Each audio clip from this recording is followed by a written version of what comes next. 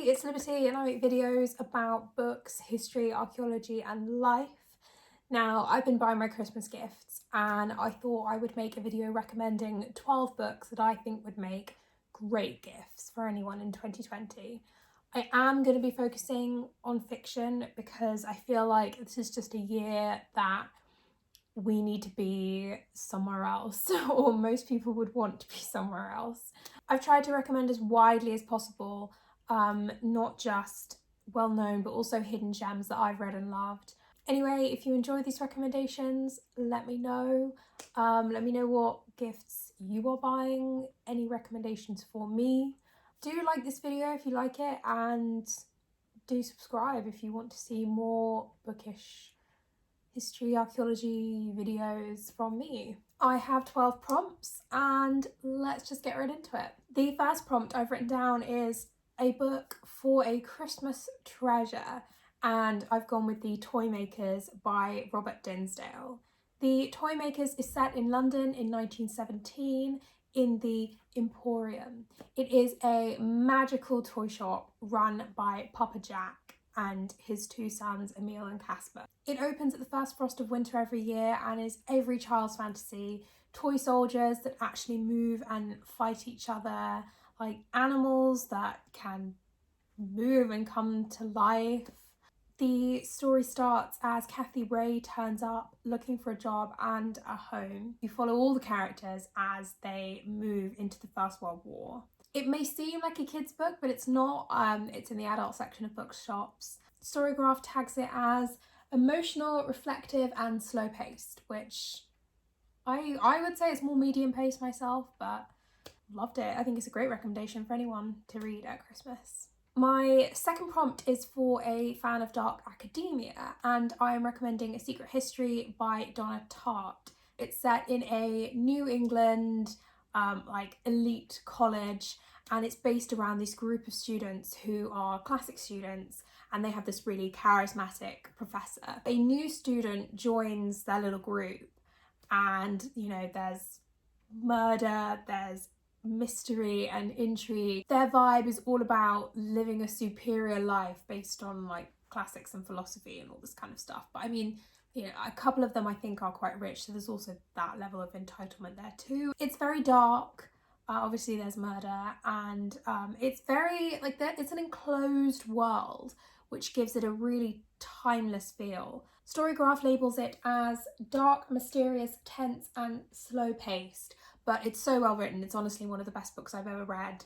I really, really loved it. My third prompt is for a prize-winning / nominated story, and I'm going for A Gentleman in Moscow by Amor Towles. I love this book so much. The novel starts in 1922 and Count Alexander Rostov has been put under house arrest in the Metropole Hotel, which is opposite from the Kremlin. Basically, there was a trial. He had been deemed a unrepentant aristocrat in the sort of Bolshevik tribunals that were going on at the time. He's an incredibly educated and witty man, but he's had such a privileged life, and now he's living in a tiny little attic room in a hotel. It covers quite a long period of time, so you're able to see all the goings on that happened in the later decades after the First World War and everything that went on in 1918 sort of through his eyes, and it's just so fascinating. It's just the whole package. It's well written, the characters are amazing, it's funny, it's emotional. It's, again, one of the best books I've ever read. I really love it. Storygraph calls it emotional, light-hearted and medium-paced. I'd agree with all of those. Also, it's going to be a television series soon with Kenneth Branagh in the title role, so read it before they mess it up. My fourth prompt is for a good mystery, and for that I'm going for The Unexpected Inheritance of Inspector Chopra. This is a series, so if you love this, there are 5 books out at the moment. On the day that Inspector Chopra retires from the Mumbai police force, there is a body of a drowned boy who turns up that no one seems to be interested in. When he gets back to his house, he finds his uncle has sent him a baby elephant. He decides he's going to solve the mystery of the drowned boy if no one else is interested, and the baby elephant seems to be very intelligent and helps him with this in more ways than one. he comes into contact with some of the most deprived and the most privileged people living in Mumbai. It's just so good. I think Storygraph calls it light-hearted, mysterious, and fast-paced. Honestly, the series also just gets better over time. It's something I highly recommend.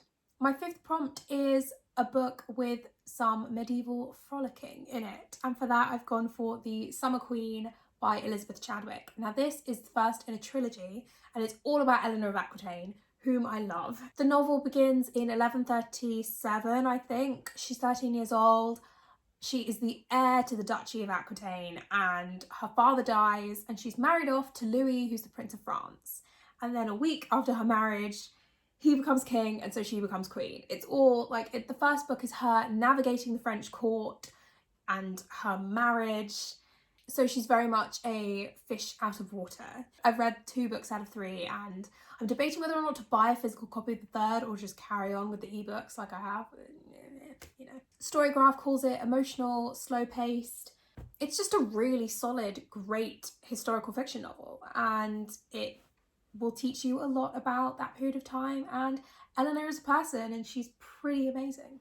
My 6th prompt is for the fantasy nut, and I am going for Neverwhere by Neil Gaiman. The premise of Neverwhere is underneath the streets of London, there is London below, where angels and monsters and knights and a floating market. It's, you know, Richard Mayhew is our protagonist, and he gets drawn from his office job into London below. An act of kindness towards a stranger draws him into this world, and you meet the Old Bailey, which is a person, and it's all surreal. And if you love London, and if you live in London or know London, it's incredible. But even if you don't, there's something for everyone. Like, it draws you in, and you will want to visit London after reading this book.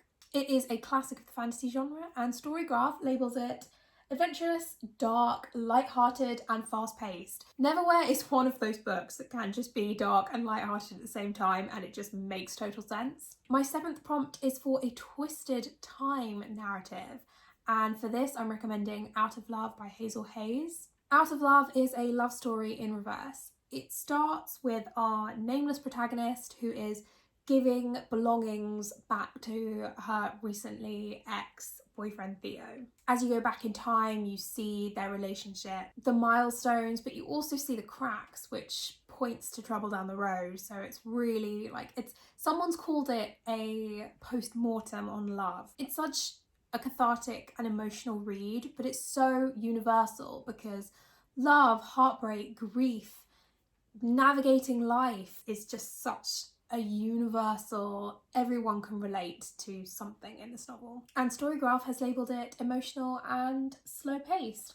I don't know that I would agree with slow-paced. I'd say medium-paced personally, but my 8th prompt is for a dark and twisty tale, and I've gone with The Doll Factory by Elizabeth MacNeill. Essentially, it's set in 1850 in Victorian London when the Great Exhibition is being set up in Hyde Park. Now, Iris is an aspiring artist, that's a tongue twister, and she paints dolls for a living. And then we have Silas, who is a collector and taxidermist. He owns a curiosity shop where he sells all of this stuff. And Iris basically ends up working as a model for Louis Frost, who is a pre-Raphaelite artist. And in return for her being a model and being paid, he teaches her how to paint. So it's, you know, all about art, obsession, beauty, and the pre-Raphaelites. You sort of get to meet all of them in fictional form. It very much shows you the dark side of Victorian London as well. Storygraph labels it dark, mysterious, and slow-paced. It's honestly so absorbing, you could read it all in one sitting. The 9th prompt is a dose of magical realism, and for that I'm going for The Binding by Bridget Collins. I'm currently reading this book and I'm massively enjoying it so much that I had to recommend it. Our main character is Emmett Farmer, and he lived on a farm with his parents, but then he ends up being an apprentice to a binder called Seredith. Now, in this world, books are, you know, not held in very high regard by some people as binders, as well as creating physical books. They can bind memories to those books and sort of help people forget things. Emmett has always been drawn to books but has always been forbidden by his family. Anyway, so he finds out he has a natural born talent for this, and Meredith instills in him a strong sense of morality in how these skills are to be used. But Meredith is not the only bookbinder, and Emmett comes across binders who are not so scrupulous in the services that they offer. Storygraph tags it as adventurous, mysterious and slow-paced. A perfect Christmas gift for anyone who loves books and storytelling. My 10th prompt is an overlooked classic novel, and for this I'm going for Agnes Grey by Anne Bronte. My love for Anne Bronte has been well documented. I don't need to talk about that anymore. But before Jane Eyre was given life, Anne Bronte wrote a novel about a struggling governess, and personally, having read both, Agnes Grey is 10 times better. Agnes's family has fallen on hard times, and Agnes volunteers to go and make money and become a governess. Anne charts the experience of sweet and gentle and moral Agnes as she has to deal with cruelty and neglectful parents and still keep firm with her own character. It really shines a light on the way that poor but educated women were treated and governesses as a profession by people in society, but also by the government. But do not fear, there is a love interest. Storygraph calls it mysterious, reflective and slow-paced. I'm throwing in a recommendation for children aged 9 to 12, and that is Cogheart by Peter Bunzel. I hope that's how you pronounce it. So Cogheart is essentially a steampunk adventure story.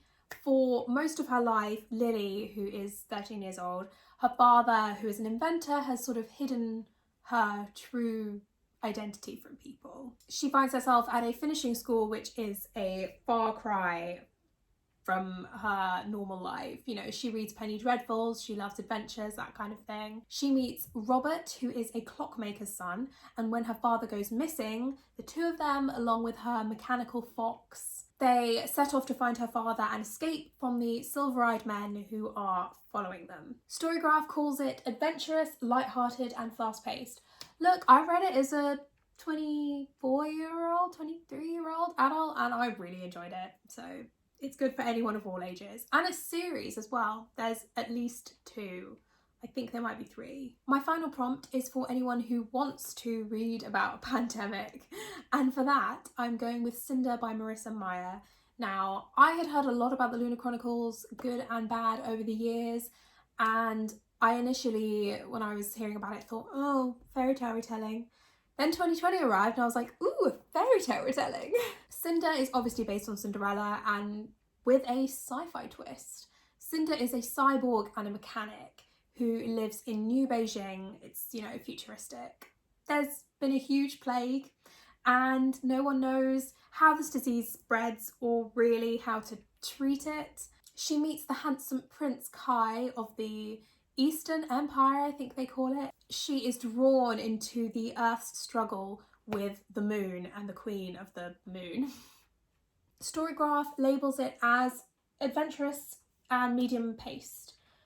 Honestly, it gave me such hope for us and I didn't feel bad reading it. I actually massively enjoyed it and I'm actively looking to read the rest of the series now. Thank you for watching. I hope you've taken away some good Christmas gift ideas. Do let me know what you are buying for friends and family, if maybe there are books you can recommend me. Do give this video a like if you enjoyed it and subscribe for more bookish and other historical content from me. I think I'm going to do a Christmas book haul because I'm just going to buy myself loads of books for Christmas and I think I might share that. Happy reading!